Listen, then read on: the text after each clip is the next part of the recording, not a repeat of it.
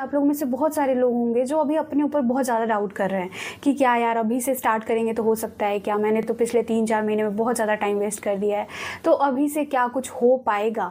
तो देखो इसका बहुत ही सिंपल सा आंसर है, खुद से पूछ के देखो एक बार कि क्या मैं अगर पूरी ही डेडिकेशन से पूरा मेहनत के साथ लग जाऊँ तो क्या इस 4 महीने में मैं अपने ऊपर काम करूँगी तो मेरा सिलेक्शन नहीं हो सकता।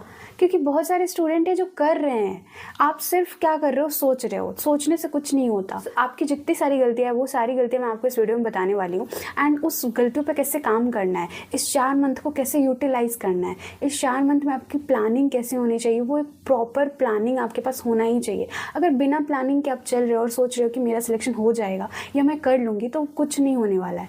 सिर्फ और सिर्फ बाद में आपको पछतावा रहेगा कि यार काश उस 4 महीने में मैंने मेहनत कर ली होती तो मैं आज कहीं और होती। ठीक है, तो वो चीज़ मत आने दो, अपने ऊपर वो पछतावा मत आने दो, क्योंकि वो रिग्रेट का जो पेन होता है ना बहुत ही ज़्यादा गंदा होता है। तो रिग्रेट करने से अच्छा है कि हम मेहनत क्यों ना करें कि जहाँ भी अभी हम हैं उससे तो हम कहीं ना कहीं ऊपर ही जाएंगे। सिलेक्शन होना या नहीं होना बात की बात है, हमें कहीं ना कहीं अपने अंदर वो चेंजिंग दिखेगा, वो बदलाव दिखेगा, वो हम आगे की तरफ बढ़ रहे हैं, वो सारी चीज़ें हमें देखने को मिलेंगी कि कहीं ना कहीं हमने इम्प्रूव करा है अपने ऊपर। ठीक है, तो देखो 650 स्कोर करना है तो आपको मिनिमम अपने टारगेट्स जो हर सब्जेक्ट में रखने हैं वो है कम से कम फिजिक्स में 150, केमिस्ट्री में 160 एंड बायोलॉजी में 350। बायोलॉजी में इसलिए 350 रख रही हूँ ना क्योंकि बहुत स्कोरिंग है। अगर अभी भी आप 4 महीने में कंसिस्टेंट रह गए, बहुत अच्छे से आपने बायोलॉजी कवर कर लिया ना, तो आप लोगों में से कई सारे लोग 360 भी स्कोर करेंगे।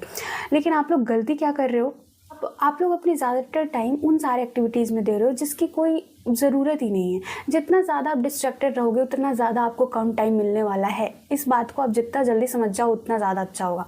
तो अपना टाइम उन सारी चीज़ों में लगाओ ना जिससे कि आप प्रोडक्टिव हो पाओ, जिससे कि कुछ अच्छा आउटकम आ पाए। जब भी आपको ऐसा लग रहा है ना कि आपका टाइम वेस्ट हो रहा है तो अपने आप को 2 मिनट के लिए वहाँ पर रोको, 2 मिनट के लिए अपनी आंखें बंद करो एंड सोचो कि आप जो कर रहे थे उससे क्या आउटपुट निकलने वाला है, उसका क्या फ़ायदा होगा। ठीक है, खुद से ही आपको जवाब मिल जाएगा कि ये चीज़ें मेरे को कोई इससे फ्रूटफुल मेरे को रिजल्ट नहीं मिलने वाला, तो ये चीज़ मुझे नहीं करनी चाहिए। ओवर थिंकिंग करना बंद कर दो कि होगा या नहीं होगा। यार नहीं भी होगा तो आप मेहनत करोगे तो कहीं ना कहीं ऊपर ही जाओगे, इम्प्रूव ही करोगे ना। ये चीज़ मैंने अपनी नीट प्रिपरेशन के टाइम पर सीखी है कि अगर आप मेहनत करेंगे, अगर हम अपने ऊपर इतना काम करेंगे कि हमें खुद ही वो चेंजेस नज़र आने लगे तो कहीं ना कहीं हम इम्प्रूव ही करेंगे, कहीं ना कहीं हमारा मार्क्स ऊपर ही आएगा। ऐसा तो नहीं कि नीचे जाएगा। तो ओवर थिंकिंग तो बंद ही कर दो क्योंकि इसका कोई भी रिजल्ट नहीं निकलता है जिससे कि आपको फ़ायदा हो। ठीक है, तो जितना कम करोगे ओवर थिंकिंग उतना अच्छा होगा। No revision no mock test, ये चीज़ अभी आप कर रहे हो। आप लोगों में से काफ़ी सारे लोग होंगे जो सिलेबस को कंप्लीट तो कर रहे होंगे लेकिन ना रिवाइज करते होंगे और ना ही मॉक टेस्ट लगाते हैं। क्या उनका 50% भी सिलेबस कंप्लीट नहीं हुआ है। तो आगे मैं बताऊंगी कि आपको कैसे सिलेबस कंप्लीट करना है। प्रोक्रेस्टिनेशन वाली चीज़ें छोड़ दो, आज से छोड़ दो, क्योंकि अगर आप ऐसा सोचते रहोगे कि ये काम कल कर लेंगे, परसों कर लेंगे, तो वो कभी भी नहीं होने वाला। जो काम आज स्टार्ट होगा ना वही आप मतलब उसी से कोई आपको फ़ायदा होगा। जिस काम को अगर आप अगले दिन के लिए टालते रहोगे वो कभी भी कंप्लीट नहीं होगा। तो बस कोई प्लानिंग और शेड्यूल नहीं है अभी तक, तो मैं आपको आगे इस वीडियो में पूरी प्लानिंग देने वाली हूँ कि आपको इस बाकी के 4 मंथ में कैसे पढ़ना है, कौन कौन से चैप्टर को कंप्लीट करना है ना। नीट के 5 कैटेगरी के स्टूडेंट है। ठीक है, पहले वाले वो जिनकी प्रिपरेशन बहुत हद तक बहुत अच्छी हो चुकी है एंड उन्होंने सिलेबस भी कंप्लीट कर लिया, अच्छे से रिवाइज भी कर रहे हैं। दूसरे वो स्टूडेंट है जो कि मॉडरेटली प्रिपेयर्ड है, उनका सिलेबस कंप्लीट हो चुका है बट उनको अपने अंदर बहुत ही ज़्यादा डाउट होता है कि पता नहीं होगा या नहीं होगा, इस चीज़ को लेकर बहुत ज़्यादा स्ट्रेस आउट हो जाते हैं। थर्ड कैटेगरी वाले वो स्टूडेंट है जो कि लेट स्टार्टर्स है, उन्होंने प्रिपरेशन स्टार्ट करी है बट कहीं ना कहीं वो कंसिस्टेंट नहीं हो पा रहे हैं, इस चीज़ को लेकर वो बहुत ज़्यादा परेशान होते हैं कि भाई हमारी प्रिपरेशन तो उतने अच्छे से हो नहीं पा रही है, हमने तो लेट स्टार्ट करा है। और चौथे कैटेगरी वाले वो स्टूडेंट हैं जिनकी प्रिपरेशन बहुत ही कम हुई है, बहुत ही मिनिमल प्रिपरेशन के साथ वो चल रहे हैं, बहुत सारी चीज़ों में वो एडिक्टेड है, लाइक रील्स देखते रहते हैं, शॉर्ट्स देखते रहते हैं और अपना टाइम ज़्यादातर टाइम वो वेस्ट ही कर रहे हैं। फिफ्थ कैटेगरी वाले वो स्टूडेंट है जो ड्रॉपर स्टूडेंट है, कहीं ना कहीं वो डेडिकेटेड तो है, वो नीट एग्ज़ाम निकालने के लिए बहुत ही ज़्यादा डेडिकेटेड है, लेकिन उनका सिलेबस अच्छे से कंप्लीट नहीं हो पा रहा है एंड इस चीज़ को लेकर बहुत ज़्यादा डाउट में आ जाता है कि पता नहीं होगा या नहीं होगा। उनको अपने ऊपर सेल्फ डाउट बहुत ज़्यादा आने लगता है। तो देखो लास्ट के 4 कैटेगरी में अगर आप आ रहे हो तो आपके हेल्प करने के लिए मेमो नीट आ चुका है एक स्टडी प्लानर लेके, कि आपको 1 जनवरी से लेके 30 अप्रैल तक के पूरे ही डेज का प्लानिंग मिल जाएगा कि आपको कौन से डे पे क्या पढ़ना है, कितना पढ़ना है, पूरे वीक में आपको क्या पढ़ना है। तो आपको दिख रहा होगा स्क्रीन पे कि ये पूरा जो प्लानर है ये मेमो नीट आपको बना के देने वाला है। आपको जो टेस्ट मिलेगा वो टोटल 36 टेस्ट होगा होगा, जिसमें कि 26 होगा पार्ट टेस्ट एंड 10 जो होगा वो full syllabus mock test paper होगा। इस प्लानर के साथ आप पूरा 36 मॉक टेस्ट पेपर को सॉल्व करोगे एंड मॉक लगाना कितना ज़्यादा इंपॉर्टेंट है ये तो आपको पता ही है। इस ब्रह्मास्त्र मॉक टेस्ट को आप बाय भी कर सकते हो ऑनलाइन या फिर ऑफलाइन। अगर आप ऑफलाइन घर पे मंगाते हो तो यहाँ पे आपको सारी चीज़ें मिलेंगी, OMR शीट, साथ ही में आंसर बुकलेट भी मिलेगा। ऑनलाइन जो मॉक टेस्ट पेपर होगा उसकी खास बात ये है कि उसी के साथ मिल जाता है OMR स्कैनिंग का फीचर, साथ ही में मिस्टेक नोटबुक का फीचर मिलेगा, जिसमें कि जो भी आप गलती करते हो मॉक टेस्ट में वो सारी गलतियाँ मिस्टेक नोटबुक में जाके सबमिट हो जाएंगी एंड वहाँ से आप जाके बार बार उन सारे मिस्टेक को देख सकते हो, उन पे बार बार काम कर सकते हो, सो दैट कि आपके जो भी वीक एरियाज है उनको आप स्ट्रॉन्ग कर पाओ। OMR स्कैनिंग में आपको क्या मिलता है कि जैसे ही आप मॉक टेस्ट को सबमिट करोगे 2 से 3 मिनट के अंदर आपका पूरा OMR स्कैन हो जाएगा एंड आपके सामने आपका रिजल्ट होगा कि आपने कितने क्वेश्चंस गलत किए, कितने क्वेश्चंस आपने सही करे हैं। ये ब्रह्मास्त्र टेस्ट सीरीज आपको अपने नीट के एग्जाम में और अच्छा स्कोर करने में काफ़ी ज़्यादा हेल्प कर सकता है। आपको बताती हूँ कि इस प्लानर को आपको यूज़ कैसे करना है। जैसे कि आप देख पा रहे हो कि देखो फर्स्ट आपको पूरे वीक का यहाँ पे सिलेबस मिल जाएगा कि इस वीक में आपको बायोलॉजी, केमिस्ट्री, फिजिक्स में कौन कौन से चैप्टर कंप्लीट करने हैं, इसमें कौन कौन से टेस्ट होने वाले हैं एंड टेस्ट का जो डेट है वो भी बता दिया जाएगा। जैसे कि ये प्लानर जो है वो 4 बजे से स्टार्ट होगा, मतलब 4 बजे से पहले आप जो भी चीज़ें करना चाहते हो, जो भी वीडियो लेक्चर्स देखना चाहते हो या फिर कोई ऑफलाइन आप कोचिंग में इनरोल हो तो वहाँ भी आप अपनी जाके पढ़ाई कर सकते हो। उसके बाद आने के बाद आप 4 बजे से इस प्लानर के अकॉर्डिंग पढ़ना स्टार्ट करोगे, जिसमें कि आप देख पा रहे होगे कि हर एक चीज़ यहाँ पे स्लॉट वाइज दी हुई है कि 4 से 5:30 तक आपको NCERT लाइन बाय लाइन पढ़ना है, बायोलॉजी का द लिविंग वर्ल्ड चैप्टर, उसके बाद इतने टाइम के बीच में आपको ब्रेक लेना है। जनवरी 8 का ये प्लानर देख सकते हो आप। यहाँ पे बायोलॉजिकल क्लासिफिकेशन चैप्टर से आपको ढेर सारे क्वेश्चन सॉल्व करने हैं जो कि आपको मेमोनी टैब पे ही मिल जाता है, जहाँ पे आपको line by line NCERT based question मिल जाएंगे सॉल्व करने के लिए एंड उन सारे क्वेश्चन का डिटेल ऑडियो वीडियो सोल्यूशन भी मिल जाता है।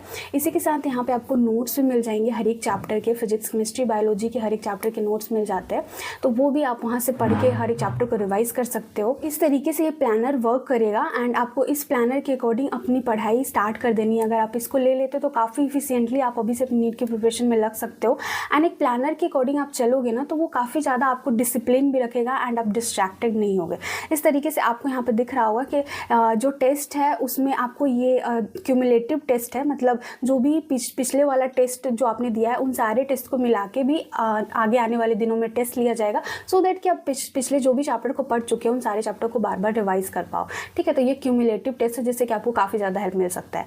तो ये जो पूरा प्लानर है ये आपको मेमोनीट एप्लीकेशन पे मिल जाता है। इलाइट प्लान अगर आप बाई करते हो तो आपको यहाँ पे फिजिक्स के अंदर वीडियो लेक्चर्स भी मिलेंगे, साथ ही में सारे चैप्टर्स के फॉर्मूला शीट भी मिल जाते हैं। फिजिक्स के अंदर आप ढेर सारे जो NCERT बेस्ड क्वेश्चन है वो भी सॉल्व कर सकते हो। उसी तरीके से केमिस्ट्री के अंदर जितने भी आपको यहाँ पे चैप्टर्स दिख रहे हैं ना, जो भी आप चैप्टर यहाँ पे पढ़ोगे प्लानर के अकॉर्डिंग, उन सारे ही चैप्टर्स के NCERT लाइन से सारे क्वेश्चंस मिल जाएंगे। फिजिकल केमिस्ट्री के अंदर आपको फॉर्मूला शीट भी मिल जाता है एंड आपको नेम रिएक्शन भी प्रोवाइड करा जाएगा ऑर्गेनिक के अंदर। तो ये सारी चीज़ें आपको इलाइट प्लान के अंदर मिल जाएंगी अलॉन्ग विद द प्लानर। अगर आप मेमोनीट के इस इलाइट प्लान को बाई करना चाहते होंगे तो मेरा कूपन कोड जरूर यूज़ कर लेना शालिनी25, सो दैट कि आपको इंस्टेंट डिस्काउंट भी मिल जाएगा। तो मैंने लिंक ना डिस्क्रिप्शन बॉक्स में दे दिया है, जाके अभी ज्वाइन कर लो, जिससे कि आपको काफ़ी ज़्यादा हेल्प मिलेगा। अगर इन सारी गलतियों को आप करना बंद कर देते हो, देखना आप बहुत अच्छे से अपने आप को इम्प्रूव करोगे एंड आपको खुद में वो सारे चेंजेस देखने को मिलेंगे। मेमोनीट के प्लानर को नहीं बाई करना चाहते हो तो आगे आने वाले सारे मंथ में आपको अपनी प्लानिंग कैसे रखनी है, कैसे कौन कौन से चैप्टर को कब कंप्लीट करना है, वो मैं आपको इस वीडियो में बताती हूँ। देखो, अगर आप ये वीडियो आज देख रहे हो तो आप मान लो आप 11 या 12 जनवरी से स्टार्ट कर रहे हो एकदम पूरे डेडिकेटेड वे में, तो आपको इस पूरे मंथ में कौन कौन से चैप्टर कंप्लीट करने हैं। तो 12 जनवरी से लेकर 30 जनवरी तक आपको फिजिक्स के अंदर 5 चैप्टर कंप्लीट करने हैं।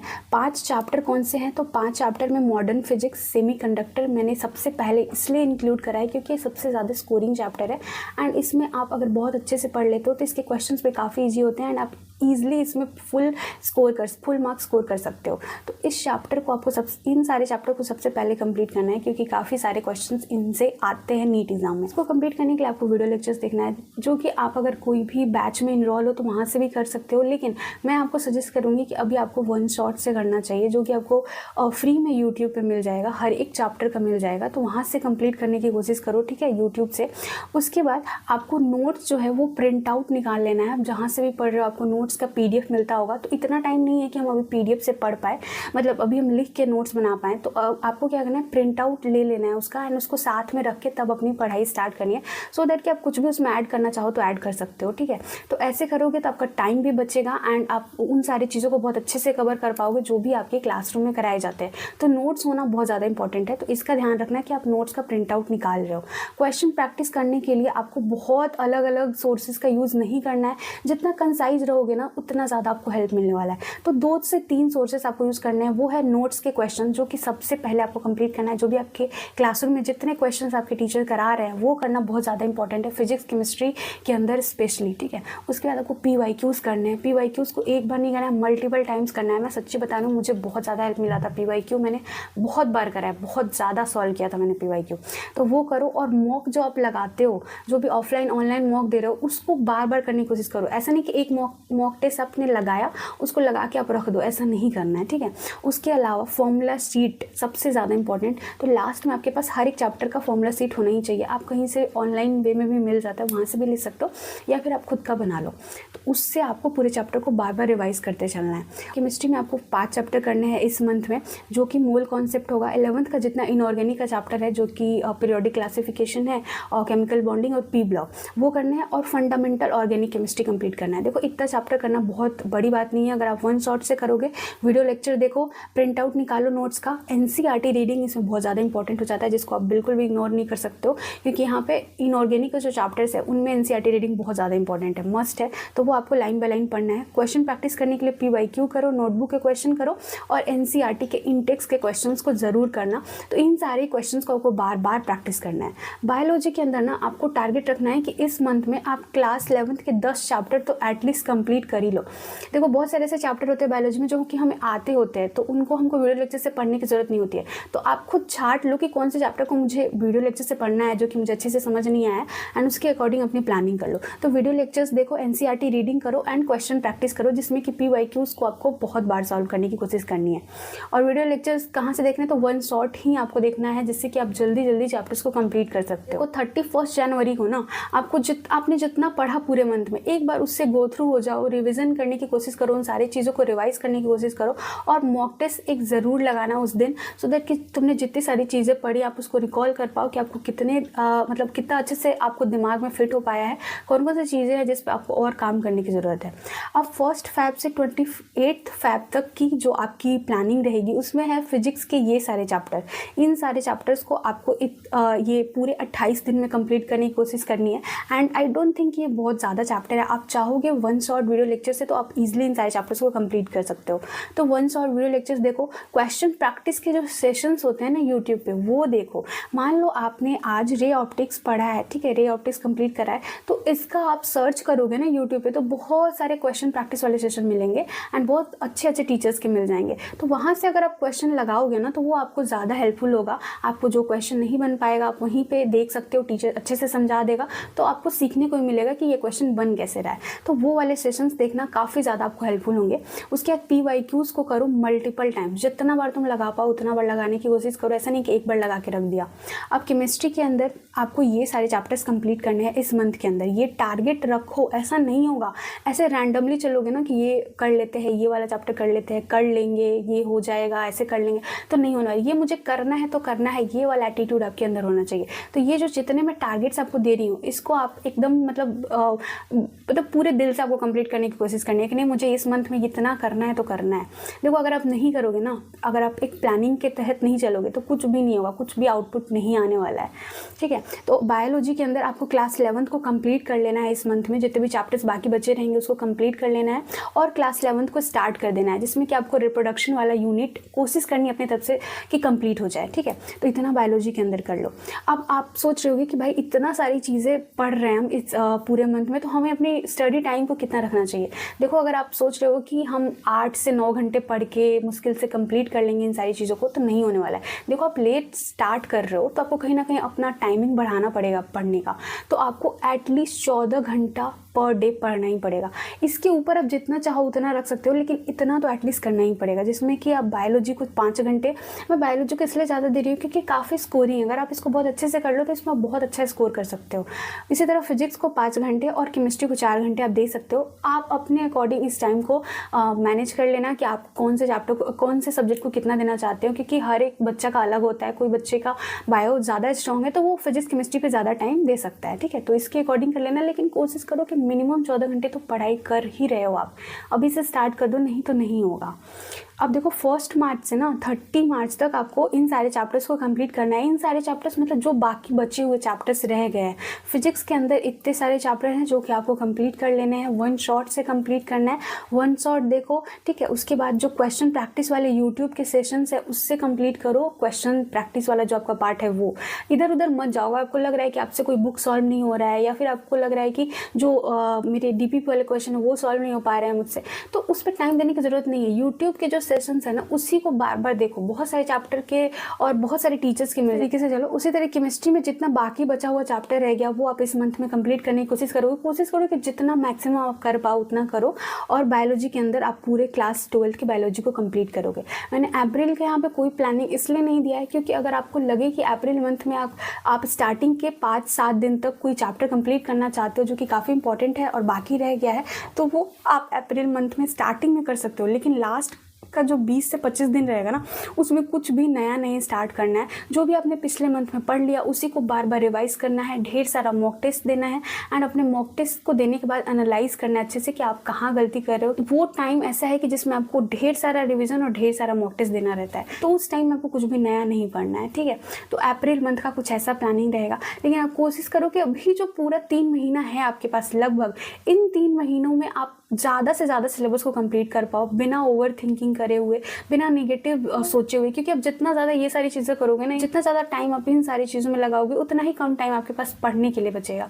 तो ज़्यादा से ज़्यादा प्रोडक्टिव होने की कोशिश करो, अपना पूरा दिन का एक शेड्यूल रखो और उसको अच्छे से फॉलो करो, ठीक है। आई होप कि जो मैंने बताया आप उसको अच्छे से फॉलो करोगे। लेकिन कुछ भी और डाउट रह गया होगा तो नीचे कॉमेंट सेक्शन में ज़रूर पूछ लेना। मिलते हैं नेक्स्ट वीडियो में। Thank you so much.